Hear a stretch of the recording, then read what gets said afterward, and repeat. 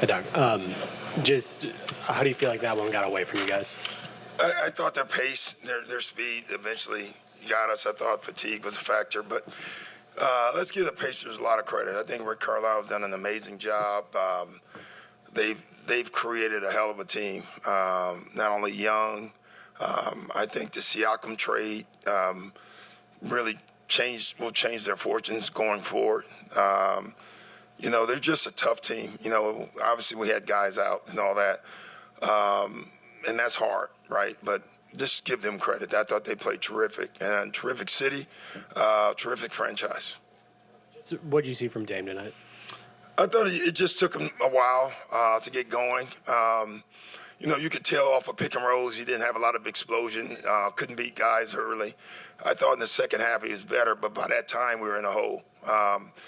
It was tough because you want him on the floor, but you also knew that it may take a minute, and in a playoff game 6, you probably don't have that minute. And I just love the fact that he knew he wasn't 100%.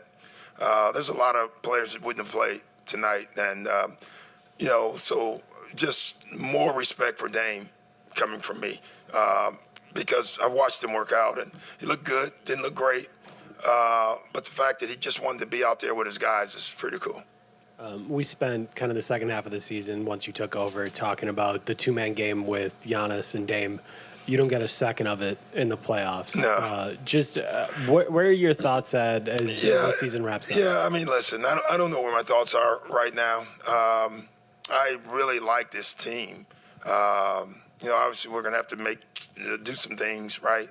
But never really having the chance to do any of the two-man game that you're talking about with Dame and Giannis. We did it on that West Coast trip, and it was starting to cook, and then I think Dame went out, then Giannis went out.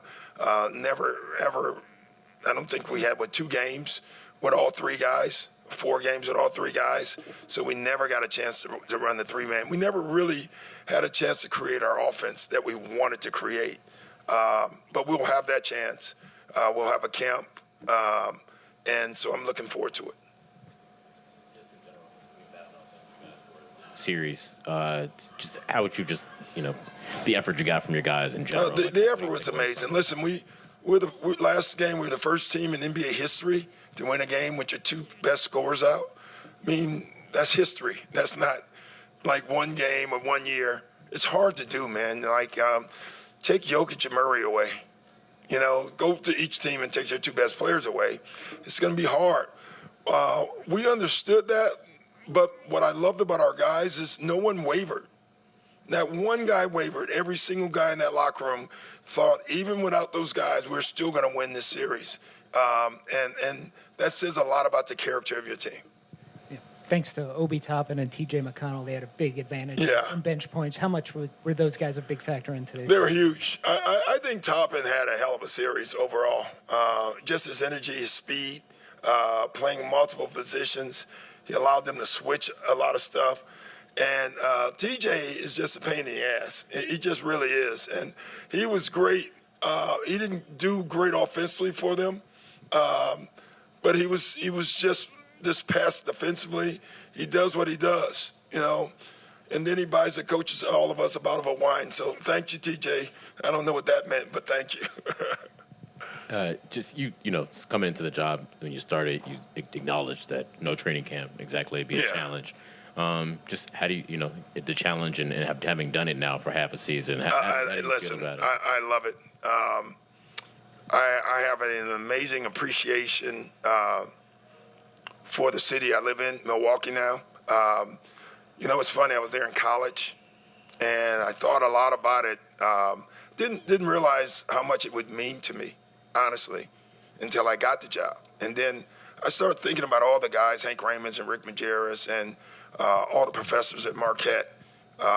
And I probably wouldn't be here if I hadn't gone to that school. And so a lot of ways I feel like I'm going to do whatever I can for this franchise. And I really am. I think we can win.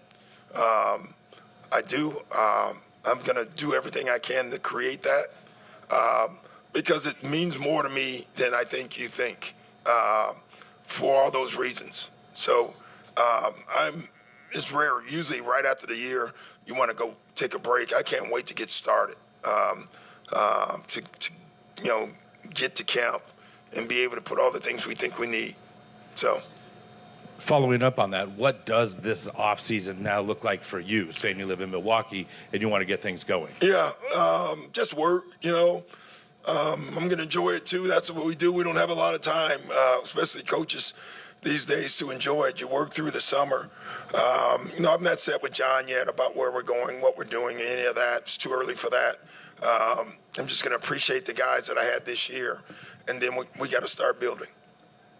I know this is your only first year here, but 5 of the last 6 playoffs, the Bucks have dealt with pretty serious injuries, missing playoff games, things like that. As you consider the future of this team, how do you think about trying to manage that while still injuries are just part of it. I've had personally just a horrendous streak. Joel, all 3 years in Philadelphia, hurt. Last couple of years with the Clippers with Chris Paul and Blake, hurt, right? It takes, and I say this all the time, winning is incredibly hard. It takes 12, 15 players turning themselves into one and buying in, your staff being together as one, and then health. And then you still may not win. It's just hard. And you're not going to win unless you're healthy or unless you're really deep. So nothing you can do about it. Giannis plays the way he plays, and we need him to continue to play that way. Dame probably had a season this year where he never really could get in the right condition that he wanted because he didn't know where he was going all summer, and so he couldn't work out. Chris, this may be the healthiest we've seen him, so maybe that's something we can build on. So we'll see. With Chris, he had such a great series, but did you see him kind of run out of gas tonight? Yeah. And I also thought, bringing Dame back in some ways, he kind of, because he was exhausted, he was like, you go do it.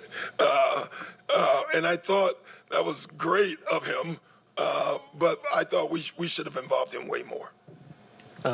Before you got here, this was one of the best defensive teams in the league. Obviously, they trade out Drew Holiday, but I'm curious, do you see the base of what can still be a great defense? Yeah, we showed it in spurts.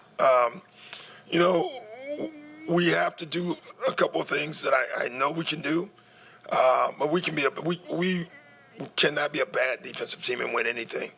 The numbers say that. You got to be in the top 10 in both, right? Top 5 in one. There's been some outliers, but overall, you got to be a top 10 defense and a top 10 offense. We got the offensive part covered. Now we got to get to the defensive part. Can Brooks still be a part of that at his age? No doubt.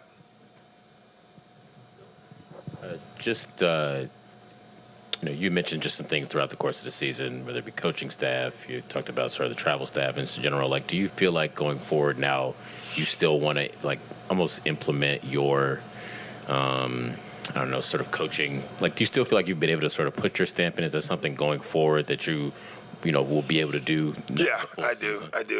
Obviously, I got to evaluate everything and build the right staff so we can have the right staff and all that stuff. But I absolutely do.